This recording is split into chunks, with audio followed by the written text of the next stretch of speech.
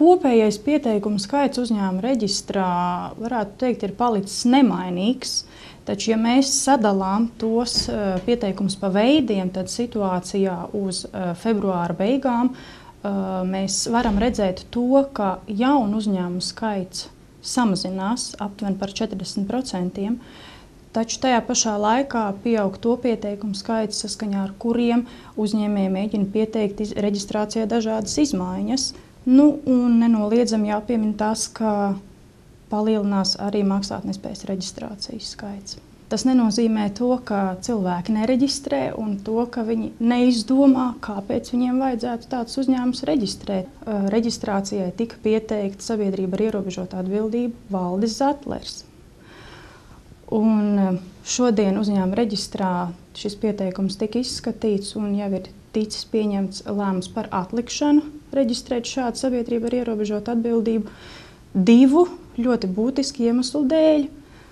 Pirmais ir tas, ka atbilstoši komerclikuma noteikumiem firmā nevar ietvert ziņas, kas maldinātu par firmas komercdarbību, par to, ar ko šī firma vispār nodarbosies.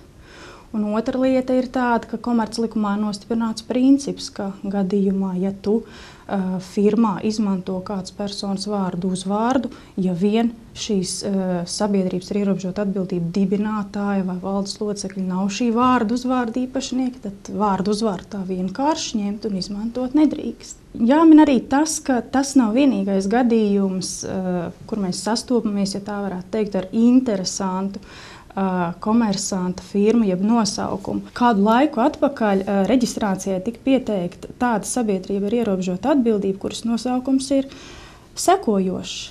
Viss mainījies, skaļi klusēja migla virs pļavām, aiz upes, un Jenutiņš to sajuta tik skaidri, ka aizrāvās elpa un nosvīda uz ceļgaliem rātni uzliktās ķepiņas.